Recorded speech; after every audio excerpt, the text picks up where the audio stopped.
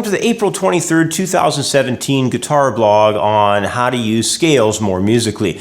You know, it's one thing to learn to fret a scale and commit the fingering patterns to memory. However, it's a whole other thing to be able to use that scale musically. So in this lesson, we're going to study a collection of different ways that guitar players can take scale patterns that they've memorized and use those patterns in more musical ways.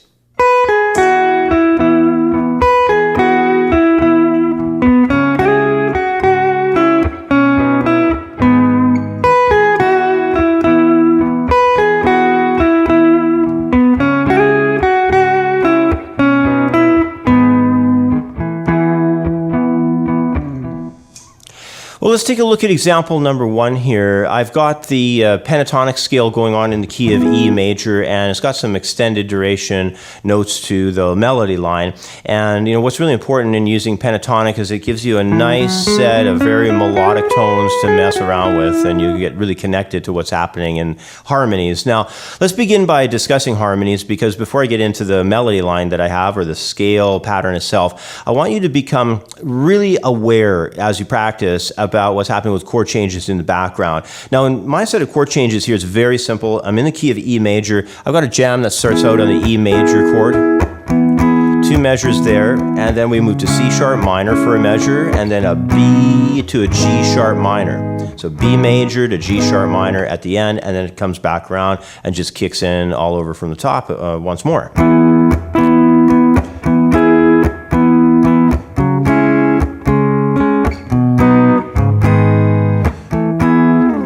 Now, why that's so important is because underlying harmony is often overlooked far too much in the early days of guitar playing, and everything goes right into the scales. You know, you're just ripping scales out and everything, and you know, that's great, and it's great technique work and all that.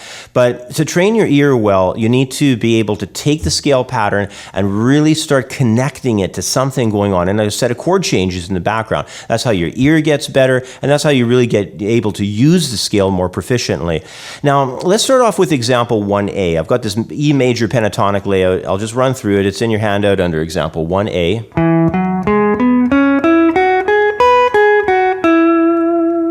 Once more.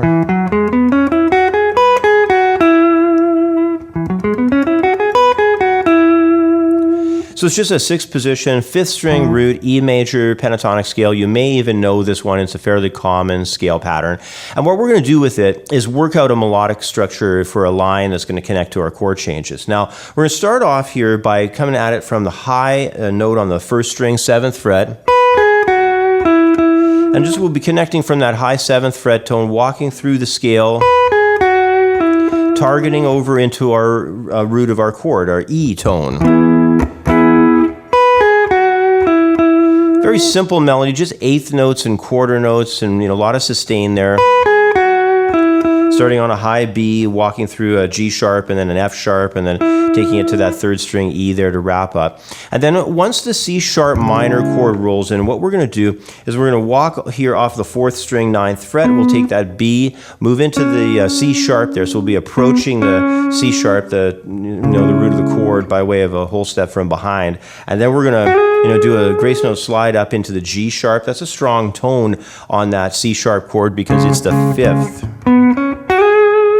Then we'll back up on it, get into F sharp for a moment, come around to the E, which is going to build towards the next chord of the progression, which is B major. So the E tone is a 4th against the B major, but we're not going to stay there too long because we're going to push off of the C sharp into that E and then come around into the B tone. But it's going to be kind of interesting because by that point, the B chord will be gone and we'll be addressing the G sharp minor chord. Now, why the B is so nice in the connection to the G sharp minor is the G sharp minor is minor 3rd tone. So it's a very strong connection. And that's really what you have to look for. And if you don't know your notes on the neck all that great or anything, what you need to do instead is really just use your ear and listen. How do tones interact? Sometimes using notes that are not chord tones might even sound kind of interesting on certain chords at certain points of a progression. So the experimentation level is huge. You've got to go through notes, you've got to have backing tracks and push all these elements into one main direction of trying to create some kind of strong melody. We want simplistic passages, we want stable passages in the beginning that have a nice flowing nature to them, and you want to combine that simplicity of the major pentatonic scale and some more extended duration melodies to compose parts that really are melodic and they have a strong, simple flow to them. If you can familiarize yourself with doing that and familiarize yourself really well and good enough with the scale patterns on the neck, you're going to be making melodies in no time, especially if you spend some time developing your own backing tracks, your own chord progressions, and maybe use a looper pedal or whatever to do the recording on them. You don't even need that. You could just use your phone or something to record the changes. But get into that thing of playing the scales around harmony. It's going to make a big difference for you and keep things simplistic. Now, this is going to be wrapping up example number 1 here, and then we're going to take a short break, come back in a moment and start working through example 2, where we're going to look at the 7-tone scale. I'm going to chop up the scale a little bit more for you, and also we're going to look at busier melody, and we're going to try and add in a little bit of syncopation into the mix as well. So we'll take a short break, come right back, and run through example number 2 with you. When it comes to online guitar lessons, there's no place better than CreativeGuitarStudio.com. General membership to the site is always free, and paid memberships to access our step-by-step beginner, intermediate, and advanced guitar programs are offered in reasonable monthly and annual packages. Skype lessons are also available if you need more specific instruction one-on-one to discuss the finer details of your guitar playing. Sign up today at CreativeGuitarStudio.com.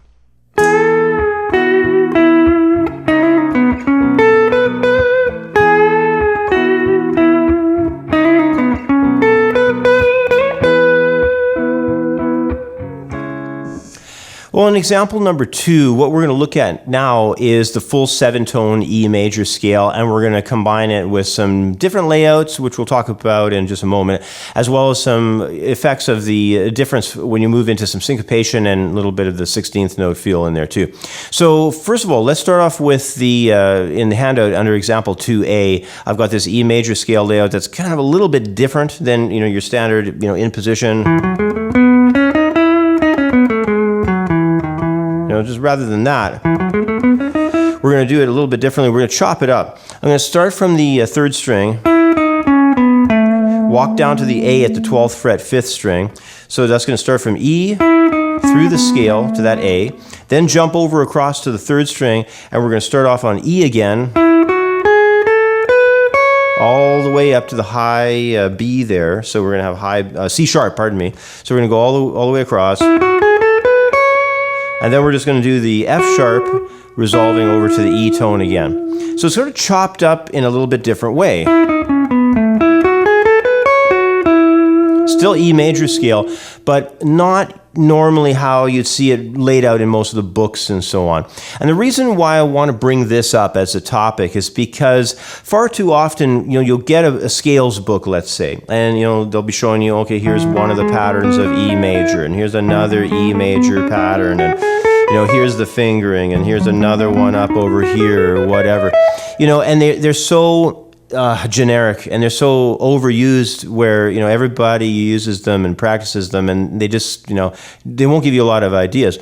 But if you take a piece of one of those scales, I'm kind of taking the octaves sort of off of that 9th position there, so it's kind of like this E major, but I'm chopping it up. I'm starting in the middle string there, dropping down with some tones, jumping over across, jumping up higher to the highest tone there on that C sharp, and then going back down to resolve on that F sharp back to the E. So it's all kind of broken up in a really different way. It's abstract. This is what I would really recommend that you do with your scales. Instead of sitting there all the time with the standard layout of these scales and just doing this and over for hours and hours, instead of doing that, chop the scales up, look at them in more abstract ways on the neck, and you're going to come up with melodies even as that that's being looked at. So that's what's going on in example 2A. Now in example 2B, that's the melody, the statements that I've got for you. It starts off with a nice bend and sustain release there where we're going, coming off of that into an F sharp and to the E tone. The chord of the moment, by the way, is E major. And the progression is very similar to what we were using in example 1. It's just E major into a C sharp and then a B major. So it's a little 2-bar phrase there. And that first phrase really targets the sound of the E major, idea. Then in the second measure, we're going to be moving through things a little bit quicker. We have mostly 16th notes. And it's chopped up a little bit. We also lose the downbeat of 3, so it's a little bit syncopated. You can tell there's that choppiness to it.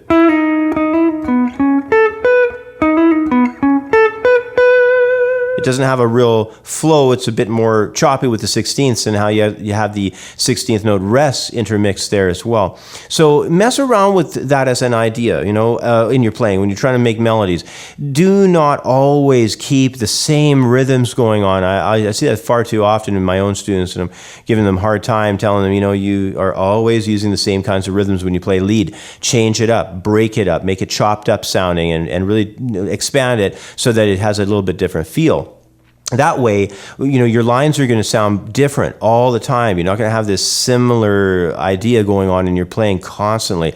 You'll pick up a lot on this, by the way, of actually learning other people's music. You sit down, learn, pieces by everybody that you can, track down. If you're a Zeppelin fan, learn the stuff by Jimmy Page. If you like Hendrix, learn all the Hendrix lines you can. And if you like, Metallica, learn a lot of the Kirk Hammett lines, and the list could just go on and on. If you like blues, dig into the B.B. King, maybe Lightning Hopkins, Buddy Guy. Just start ripping through all the players that you can and pick up upon how they're phrasing lines, what kind of rhythm structures that they're using.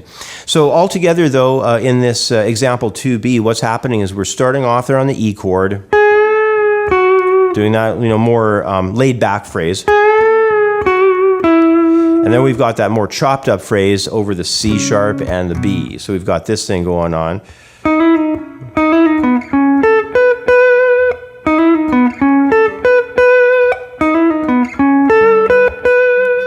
All right, so here's the whole thing.